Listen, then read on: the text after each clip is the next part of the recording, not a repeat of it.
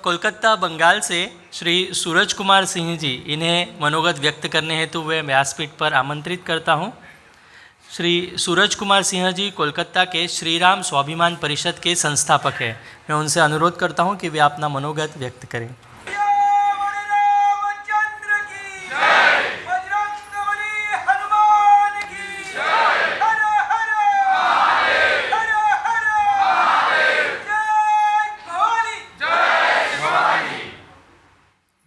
नमस्कार सभी को। व्यासपीठ पर उपस्थित हमारे गुरुजनों को प्रणाम। हमारे सामने जो वीर और वीरांगनाएं जो हमारे हिंदू सनातन धर्म के ध्वजवाहक के रूप में यहाँ पर उपस्थित हैं, उन सभी को प्रणाम। मैं आज इस गोवा के वैश्विक हिंदू राष्ट्र अधिवेशन में पहली बार आया हूँ। मैं कलकत्ता से हूँ और कलकत्ता के बारे में और बंगाल के बारे में आप लोगों ने बहुत चीज़ें सुनी होंगी, देखी होंगी। बहुत कुछ बोलने के लिए है नहीं, क्योंकि आजकल सोशल मीडिया के ज़माने में आप लोगों के पास चीज़ें आ जाती हैं, वीडियोज़ आ जाती हैं। आप लोग ये सोचते होंगे, आप लोगों के मन में ये प्रश्न आता होगा कि पश्चिम बंगाल में हिंदुओं की अवस्था क्या है और क्या वहाँ पर कोई हिंदूवादी संगठन है, क्या वहाँ लोग कुछ करते भी हैं, कुछ करने की स्थिति में है कि नहीं है। ये सवाल केरल और बंगाल और कश्मीर के क्षेत्र में, इन तीनों प्रदेशों के लिए लगभग हम सभी, ये तीनों प्रदेश जो हैं, ये एक ही नाव में हम लोग सफ़र कर रहे हैं। कश्मीर में बहुत हालत आज सुधार हो रही है। केरल में बहुत ज़्यादा अत्याचार होता है। पश्चिम बंगाल में हमारे ऊपर राजनीतिक रूप से पुलिस के द्वारा, कट्टरपंथी इस्लामिक जिहादियों के द्वारा हिंदुओं का धीरे धीरे गला घोटा जा रहा है। पश्चिम बंगाल आज केवल हिंदुत्व के लिए नहीं, पश्चिम बंगाल आज भारत की सुरक्षा का भी एक प्रश्न चिन्ह बन के खड़ा हो चुका है। पश्चिम बंगाल बॉर्डर एरिया है। यहाँ कई देशों के साथ हमारे अंतर्राष्ट्रीय बॉर्डर जुड़ते हैं। यहाँ धड़ल्ले से दूसरे देशों से तस्करी की जा रही है, आतंकवाद को बढ़ावा दिया जा रहा है। भारत के लगभग सभी बॉर्डर्स को सील कर दिया गया है, लेकिन आज पश्चिम बंगाल का बॉर्डर सील नहीं हो पाया। कौन बचाएगा हमें? हम जाएं तो कहाँ जाएं? हमारा ये गुनाह तो नहीं है कि हम पश्चिम बंगाल में हमारा जन्म हुआ है। हमारे लिए तो ये गर्व का विषय है कि पश्चिम बंगाल वह प्रदेश है जिस पश्चिम बंगाल से स्वामी विवेकानंद जी ने निकलकर पूरे विश्व को हिंदू सनातन धर्म को दिशा दिखाई थी। चाहे भक्ति आंदोलन हो, चाहे देश की आज़ादी में खुदीराम बोस से लेकर मातंगिनी हाजरा, मास्टर द सूर्यसेन, विनय बादल दिनेश से लेकर डॉक्टर श्यामा प्रसाद मुखर्जी, जिन्होंने कश्मीर में जाकर एक देश में दो विधान, दो निशान, दो प्रधान नहीं चलेंगे का नारा देने वाले, हम उस पश्चिम बंगाल में रहते हैं। लेकिन हमारे चैतन्य को, हमारे शौर्य को और हमारी पहचान को खत्म कर दिया गया वामपंथियों के द्वारा। और वामपंथियों के बाद तृणमूल कांग्रेस, जो आज वहां पर सत्ताधारी पार्टी के रूप में आसीन है, इन संगठनों ने, इन शासकों ने हिंदुओं को शिक्षा से लेकर और हर प्रकार से, आप लोग लैंड जिहाद की बात कर रहे थे, वहां लैंड जिहाद हो चुका है। कलकत्ता शहर में अब हिंदुओं की प्रॉपर्टी ना के बराबर है। बड़ा बाजार, आप लोगों में से कई लोग गए होंगे, बड़ा बाजार का नाम सुना होगा आप लोगों ने। बड़ा बाजार में एक समय था जब वहां पे मारवाड़ी और हिंदुओं का, व्यवसायियों का वहां पर दबदबा था। वहां गद्दी हुआ करते थे और उन गद्दियों पे आज मुसलमानों का कब्जा है। मुसलमान उसको खरीद रहे हैं, जितना चाहिए उससे ज़्यादा दे रहे हैं। सियालदह से लेकर बड़ा बाजार तक जो पूरा का पूरा एक व्यवसायी का जगह, एक गढ़ है, और ना केवल सिर्फ पश्चिम बंगाल के लिए, भारतवर्ष के लिए। आज कलकत्ता का कोई व्यवसाय ऐसा नहीं है जिसके लिए हम मुसलमानों के ऊपर निर्भर नहीं हैं। फल खरीदने के लिए ढूंढना पड़ता है कि कौन हिंदू है फल व्यवसायी जिसके पास से फल खरीदे, है ही नहीं लोग। भौगोलिक स्थिति बदल चुकी है। 38,000 गांवों में से कई हजार गांव जहां पर हिंदू है ही नहीं, एक भी परिवार हिंदू नहीं है। कई जिले ऐसे हैं जहां पर वहां के एमएलए और एमपी कौन बनेंगे ये तय करने वाला वहां का मुसलमान जो है वो तय करता है। अभी हाल फिलहाल में चुनाव में एक विधायक सत्ताधारी पार्टी का कहता है कि हम यहां पर 70% से ज्यादा है, अगर ज्यादा बोलोगे तो हिंदुओं को गंगा में नदी में बहा देंगे। और ये बात कहने के बाद भी उसके ऊपर में कोई कार्रवाई नहीं होती है। और मेरे जैसे और हमारे जैसे हजारों जो कार्यकर्ता जो हैं, जो हम लोग धर्म के लिए काम करते हैं, लोगों को बचाने के लिए काम करते हैं, जैसे हमारे भाई ने अभी कहा बिहार से आए हैं, कि हमारे लिए सबसे बड़ी दिक्कत जो है काम करते वक्त हमें कानूनी सहायता चाहिए। हमें सहायता चाहिए, न्यायपालिका में हमारा पक्ष रखने वाला कोई हिंदूवादी कोई लॉयर हो, अधिवक्ता हो, जो हमारी अड़चनों को दूर करे, क्योंकि हमारा हर एक कार्यक्रम बाधित किया जाता है सरकार की तरफ से। इस साल भी रामनवमी करते वक्त आप लोग सुन के आश्चर्यचकित हो जाएंगे। आपने सुना होगा कि रामलीला मैदान एक दिल्ली में है, एक रामलीला मैदान कलकत्ता में भी है। उस रामलीला मैदान में मैं पिछले 10 सालों से रामनवमी करता हूं, और वहां की जो आबादी है उस आबादी में लगभग 40% से भी ज्यादा मुसलमान हैं। मैंने सोचा कि वहां पर हिंदुओं को संगठित करने का ये सबसे सटीक उपाय है कि हम लोग रामनवमी का शोभा यात्रा निकालें।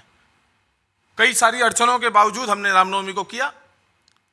इस साल जहां हमें रामनवमी करनी थी वहां पर एक मेला लगाया गया, और उस मेले का नाम रखा गया ईद मेला। हमें कहा गया कि आपको परमिशन नहीं मिलेगी। हमने कहा कि हम वहीं करेंगे, और यह तय है कि हम वहीं करेंगे, आप कुछ भी कर लीजिए। जब उन्होंने दबाव बनाकर भी हम न्यायालय में नहीं गए, क्योंकि हमको मालूम था न्यायालय जाएंगे, हो सकता है कि न्यायालय यह कह दे कि लॉ एंड ऑर्डर के वजह से आपको 3 दिन के बाद करना है। हम 3 दिन बाद नहीं करेंगे, हम रामनवमी को रामनवमी के दिन ही करेंगे। हमें एसपी ने बुलाया, एसपी के पास गए। हमारे वहाँ आईपीएस ऑफिसर को डिविजनल कमिश्नर बोला जाता है, डीसी। हम लोग डीसी के पास गए। डीसी ने कहा कि आप वहाँ नहीं कर सकते। मैंने कहा हम करेंगे, और हमने किया। हजारों की संख्या में लोग आए और मेले को बंद करना पड़ा। वह ईद मेला बंद हुआ और हमारा रामनवमी वहाँ पर हुआ रामलीला मैदान से।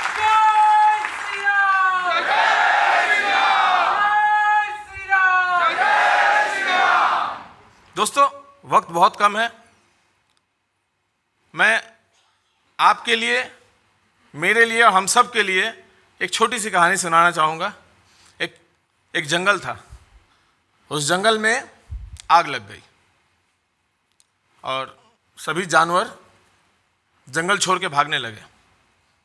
एक छोटी चिड़िया उड़ के जाती और जाके पास में जो नदी थी उस नदी में पानी जो है अपने चोंच में लेकर आग में डालती। जानवरों ने पूछा तुम क्या कर रही हो? तो उस नन्ही सी चिड़िया ने कहा कि मैं आग बुझाने का प्रयास कर रही हूं। इस जंगल में जो आग लगी है, जानवरों ने कहा कि इस जंगल में जो आग लगी है, ये आग तुम्हारे एक चोंच में जो थोड़ी सी पानी है, इस पानी से क्या बुझ जाएगी? चिड़िया ने जवाब दिया कि मुझे नहीं पता कि मेरे इतने से प्रयास से यह आग बुझेगी कि नहीं बुझेगी, लेकिन जब इस जंगल का इतिहास लिखा जाएगा तो मेरा नाम भागने वालों में नहीं, आग बुझाने वालों में लिखा जाएगा। हम सभी लोग उस छोटी सी चिड़िया की भूमिका में हैं। हमें नहीं पता, हमें मालूम भी नहीं करना है, जो होगा देखा जाएगा। ईश्वर हमारे साथ है, ईश्वर ने हमें इस काम के लिए चुना है और हम इस काम को करेंगे आगे भी। बंगाल से हूँ तो बंगाल से एक वीर का नाम लिए बिना आज का यह कार्यक्रम, यह अधिवेशन समाप्त होगा तो अधूरा लगेगा।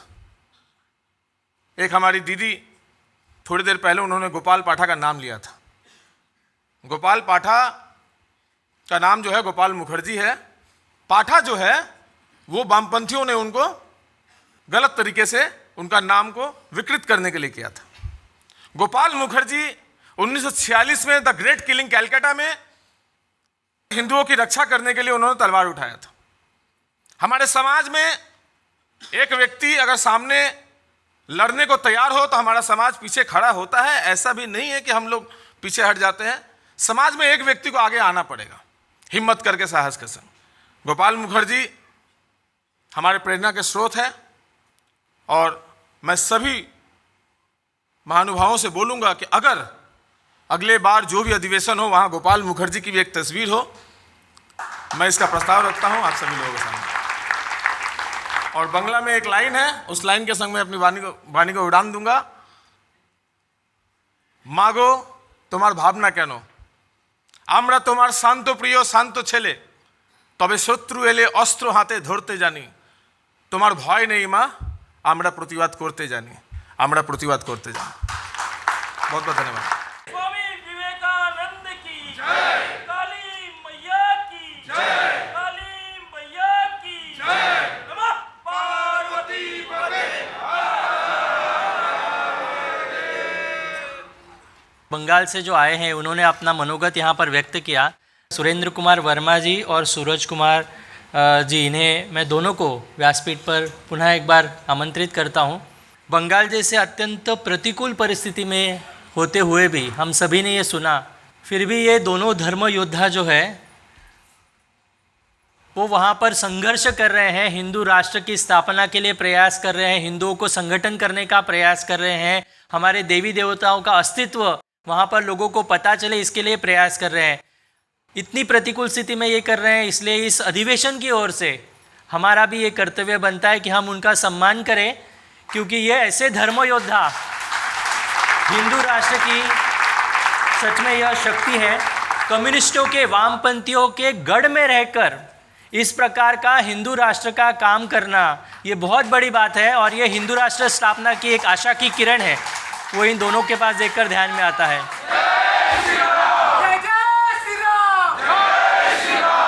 मैं हिंदू जनजागृति समिति के पूर्वोत्तर भारत के धर्म प्रचारक श्री सद्गुरु नीलेश सिंघबा जी से प्रार्थना करता हूँ कि वे इन दोनों धर्म योद्धाओं का सम्मान करें।